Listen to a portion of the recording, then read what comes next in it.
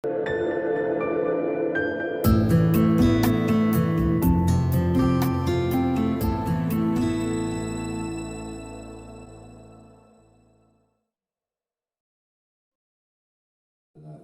awliya Allah la khawfun alaihim wa la hum yahzanun. Wassalatu wassalamu ala nabil qa'il. Inna Allah ta'ala qala an adli wal yanfaqat adantuhu bihasb. Wa ala alihi wa ashabihi wa mawala. Allahumma rabbana aftah bainana wa baina qawmina bil haqqi wa akhiril salihin. Allahumma shalli wa sallim ala sayyidina Muhammadin alifil ma'lufi wa jibulni hajati fi hadal majlis ya Allah. Allahumma ya sultan al-arifin ya wali al-rashad al-qadir jilani inni atawassalu ilaikum ila rabbil bariyadi ila sila umuri fiddin wa dunya wal akhirah. Allahumma ya hafid ya nasir ya latif ya radil ya Allah. La hawla wa la quwwata illa billah. Yang terhormat Dosen Komite Lapangan Bapak Farhan ya, beserta Ibu dan rekan-rekan yang kami hormati dan kami sayangi, yaitu keluarga besar dari KKN UIN yang keberapanya? Yang ke-77. Alhamdulillah pada kesempatan pagi hari ini panjenengan hadir di majelis taklim kami Kongres Al-Fatah yang di Satulungulan, Kecamatan Tulungulan, Kabupaten Grobogan. Sudah 2 hari dari koordinator panjenengan koordinasi pada saya bahwa untuk hari ini saya tentukan panjenengan bisa wajah pertemuan saya, yaitu tukar kaweruh, dalam arti juga kita perlu berkolaborasi keberadaan di desa-desa, di kampung-kampung mengenai tentang keagamaan. Maka dari itu dengan rahmat taufik dari Allah, mari kita bersyukur dengan bacaan alhamdulillahirabbil alamin. Semoga sahabat-sahabat yang hadir pada pagi hari ini KKN YN Wali Songo Tauin ya, kebetulan juga anak saya yang barat Abdul Fatah itu dulu juga dosen di UIN, yaitu Dr. Abdul Fatah SPHI MSI. Juga anak saya sekarang sudah negeri, sudah 8 bulan 9 bulan kalau tidak salah di YN Kudus. Jadi ini alhamdulillah anak saya baru, anak saya 3. Yang kedua itu putri juga sarjana pendidikan dari SPWS Prodadi. Yang terakhir ini laki-laki aliyah kelas 1 di Pondok Pesantren Narukan Kusbaha. Itu. Jadi alhamdulillah dengan rahmat Allah, semoga anak saya menjadi waladan sholih dan yad'ulahumma amin. Sahabat-sahabat dan bapak pembimbing yang kami hormati, untuk mengawali mari kita membaca sholawat Allahumma sholli ala sayyidina Muhammad wa ala ali sayyidina Muhammad. Semoga kita bersama menghormat dengan adanya pada bulan-bulan ini juga Maulid Rasul, kita bersama yaitu meningkatkan kualitas kita, rasa mahabbah kita kepada baginda Rasulullah Muhammad SAW. Semoga kita menjadi hamba Allah termasuk khairul ummah yang akan mendapat syafaatnya pada hari kelak yang akan. Sahabat-sahabat, adik-adik, kakak, putra putri, alhamdulillah di sekitar berapa 15 orang ya. Jadi sebelumnya kami juga mengucapkan terima kasih, marhaban ahla wa sahlan bihudurikum, dan juga apabila ada kekurangan tempat seperti inilah kehidupan di desa atau di kampung. Jadi untuk hari ini materi yang telah disampaikan tadi yaitu supaya kita menyampaikan mengenai tentang Wali Songo. Memang kalau kita pelajari, Wali Songo ini adalah salah satu penyebar agama Islam di Pulau Jawa, khususnya Jawa, Jawa Barat, Jawa Tengah, dan Jawa Timur. Dan panjenengan semua juga sudah mengenal dan juga memahami tentunya, yaitu Wali Songo itu jumlahnya wali itu 9, dan juga masih banyak wali-wali yang tidak tercantum, ya kan? Di antaranya para wali 9 tersebut yang dikenal kalangan masyarakat pada umumnya, yaitu Maulana Malik Ibrahim, Sunan Ampel, Sunan Bonang, Sunan Giri, Sunan Derajat, dan juga Sunan Kalijogo, Sunan Kudus, Sunan Muria, dan yang terakhir yaitu Sunan Gunung Jati atau Syekh Syarif Hidayatullah Cirebon. Perlu kita semak bersama dan juga perlu kita cermati bahwa dengan adanya beberapa aliran-aliran ini memang ada yang tidak percaya dengan adanya Wali 9 ini, sebagaimana merujuk atau ada sanadnya, ada sampai Nabi kita Rasulullah Muhammad Shallallahu Alaihi Wasallam. Setelah tadi pembimbing panjenengan menyampaikan seperti itu, saya termasuk tokoh di masyarakat sangat prihatin. Padahal yang kita amalkan, yang kita laksanakan ini mayoritas orang kampung. Ini tinggalannya para wali 9. Kalau kita simak bahwa Maulana Malik Ibrahim itu dikatakan Sunan Gresik, maka urut-urutannya itu wali 9 itu pertama Maulana Malik Ibrahim. Jadi sisilah keturunannya Sunan Gresik atau Malik Ibrahim itu asalnya dari Zainul Abidin. Zainul Abidin itu putranya Sayyidina Hasan. Sayyidina Hasan putranya Sayyidina Ali bin Abi Thalib, yaitu pernah menantunya Nabi kita Rasulullah Muhammad Sallallahu Alaihi Wasallam. Jadi ini jelas.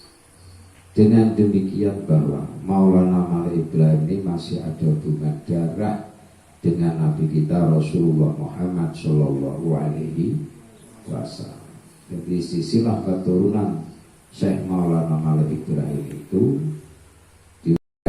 dikenal sebagai orang yang jujur, yaitu jujur, sabar, ramah tamah dengan masyarakat, juga bicara apa adanya, lisanun fasikun, kalau bicara itu apa adanya, wajhun malikun, dengan wajah yang ramah tamah, berseri-seri, ya kan? Wayadun safiyun, turya lomo, jadi lomo itu ya, gampangan, dengan lomo itu.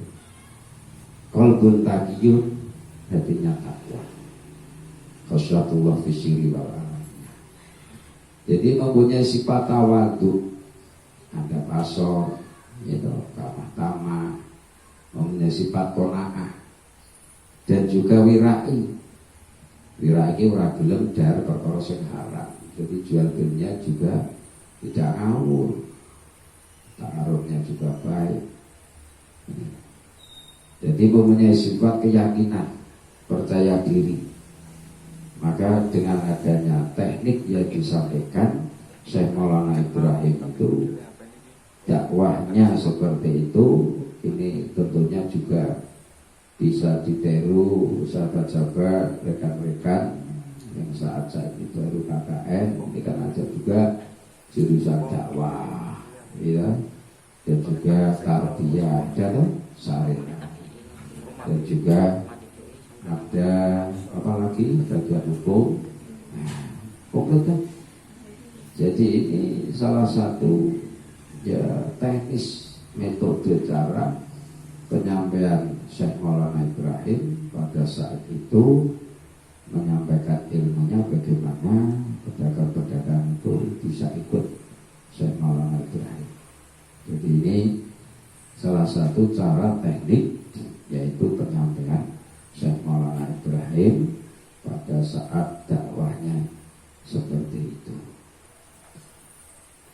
Jadi dengan adanya Syekh Maulana Ibrahim berjuang di Gresik itu, sekarang semakin lama semakin berkembang, ya kan? Karena apa? Syekh Maulana Ibrahim juga mendirikan pondok-pondok pesantren, ya, mendirikan pondok pesantren, mendirikan madrasah-madrasah dan juga masjid. Nah, ini salah satu contoh bahwa ini adalah merupakan contoh panjenengan untuk menyampaikan ilmunya di masyarakat. Ibaratnya wong undang manut itu kudu dikekno adah. Ya, seperti itu ya. Gitu. Jadi seperti ini di pondok pesantren Al-Fatah ini juga saya bikin wadah. Masjid ini juga bikin wadah untuk umat Islam, supaya anak-anak ini bisa ngaji, mencari ilmu. Kalau di kampung kan tidak bayar.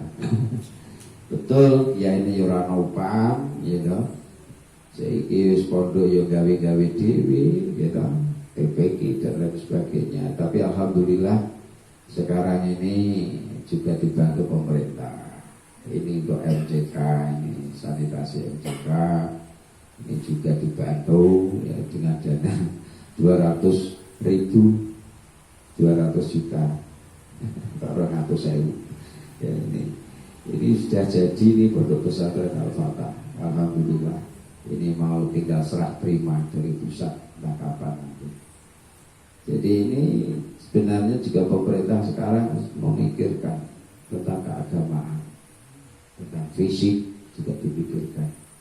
Jadi ini untuk sahabat-sahabat bahwa kelanjutan yaitu Sunan Gresik, yaitu melakukan dakwahnya bukan hanya kepada rakyat jelata tapi juga kepada para bangsawan, ya, di kerajaan Majapahit termasuk kepada rajanya.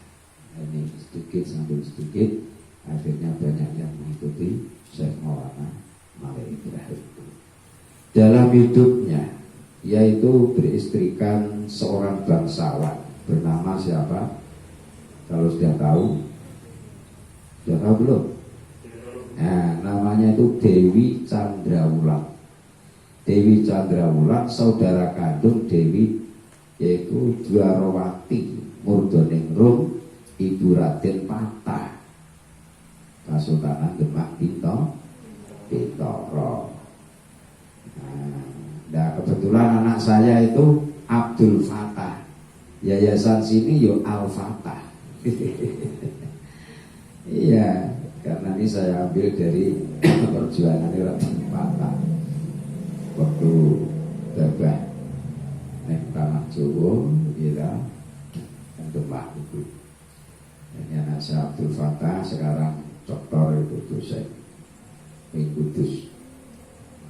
Jadi ini dengan adanya riwayat seperti ini, ya, ini panjenengan juga bisa menyimak dan mengaji.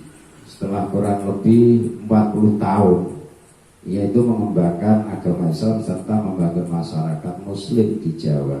Jadi Maulana Ibrahim ini dipanggil oleh Allah Subhanahu Wa Taala, terus wafat meninggal dunia yaitu pada tanggal 12 Rabiul Awal 882 Hijriyah. Ini jelas. Jadi bertepatan dengan tanggal 8 April 1419 Masehi.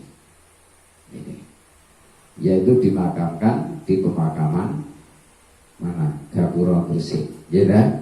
Jadi sakwetane Gresik. Ini supaya panjenengan ke sana.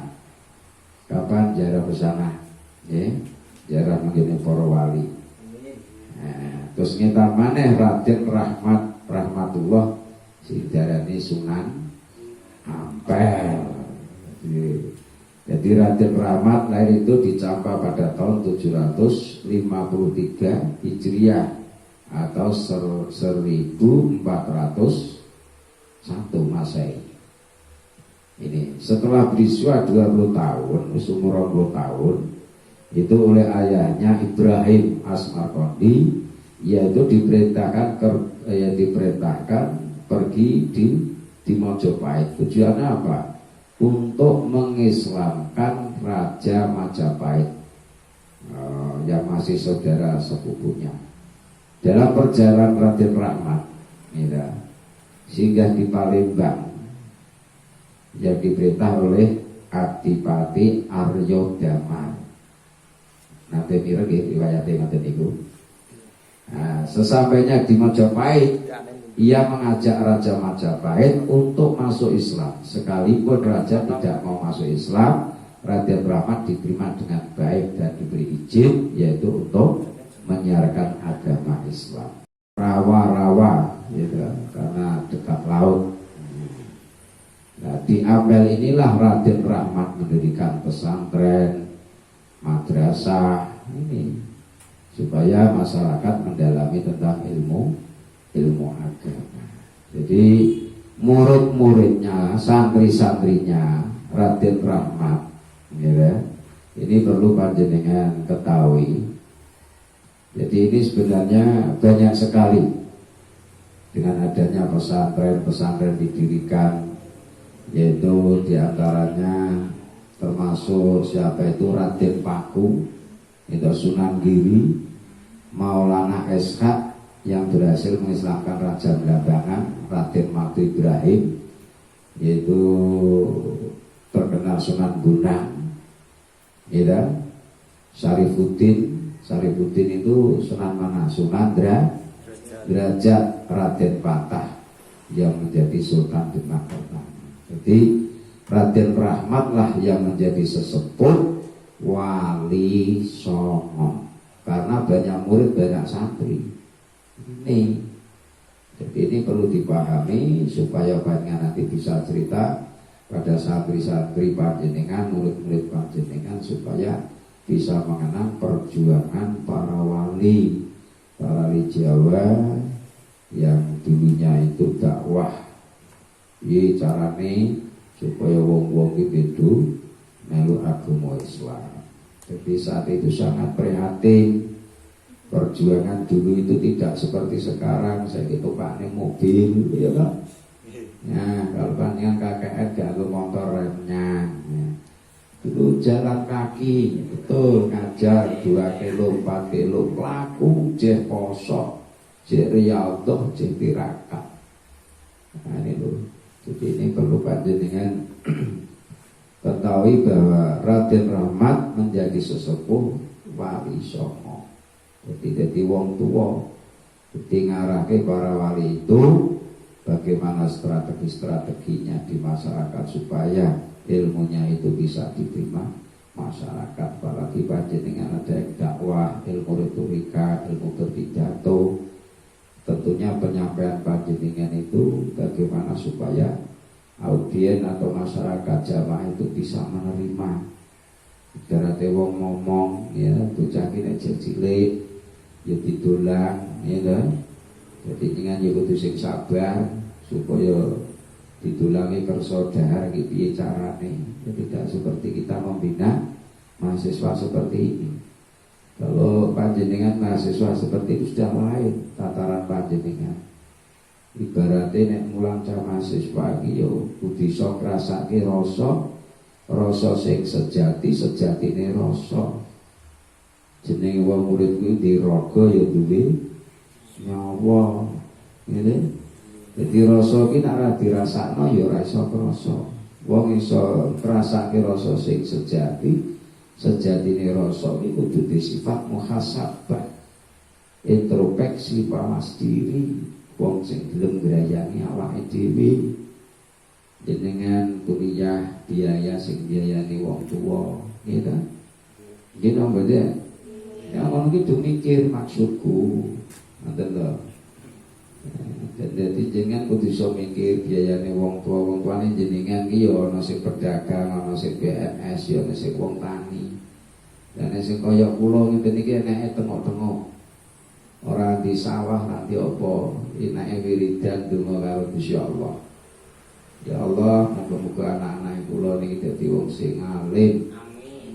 Ngoten mula anak kula awit alim nggih. Riyen niku kula awit dadi SD kula tekeke teng Gresik, teng Suci. Ini Mas Bukin Fakih. Mriko terus langsung ke Semarang teng Suludin. Nggih, teng Suludin, badhe Suludin, Rambo, terus teng Undip. Badhe Undip, Rambo, lajeng teng Uin Melih. Jadi doktore niku saking kuwi. Lan iki ya alhamdulillah. Muga-muga anak kula sing lajeng dadi manfaat ilmune bisa diresapi oleh umat santri murid-e. Muga-muga murid-murid ya bener-bener oleh ilmu sing manfaat. Seperti gini, saya itu mendidik anak itu mulai SD selesai langsung pesantren semua. Jadi anak saya yang kedua ini juga di Mangguyudan. Setelah sana terus di Kajen itu pondok pesantren semua. Terus ini dulu anak saya terakhir di Amsilati Jeporo. Setelah itu di Meranggen, terakhir ini di Ageng Selo. Dicacah mondoke. Terus niki tengah liah gene Gus Narukan. Ini yang terakhir. Jadi ini semua ini memang harus dilalui. Jadi panjenengan supaya di sifat muhasabah, introspeksi, mawas diri, keberadaan situasi seperti ini kita manfaatkan. Jadilah kita sebagaimana mahasiswa yang kreatif. Ini saran saya. Jadi kreatif open. Itu loh, Mbak. Ojo HP, jenengan kreatif nang HP, tapi turu HP turu HP. Jadi selalu dilindungi, disertai HP terus, gitu. Ini ya delok-delok, gitu. Kok nek HP terus kok ngapalke, wis pikirane wis blank. Angel. Bocah madrasah ngene iki lho kok ngapalke kaya jaman biyen. Niku kok rekoso kok angel. Karena HP niku, ngoten lho. Dan kita generasi bagaimana bisa merubah otak anak-anak zaman sekarang jangan sampai kalah dengan HP. Ya dah. Jadi HP ini zaman wali biyen, para wali ledongan sukamruh ilmu ning pesantren khidmah karo guru. Iki kaya cah saiki nyekel HP biyen kita HP turu diwaca, ya kan? Sampai keturu ketiduran, kita ning dodo, ya kan?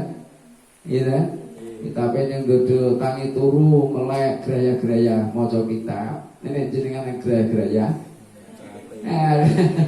Geraya-geraya HP dah keturu tak balas dah norak nesu. Ini loh penyakit.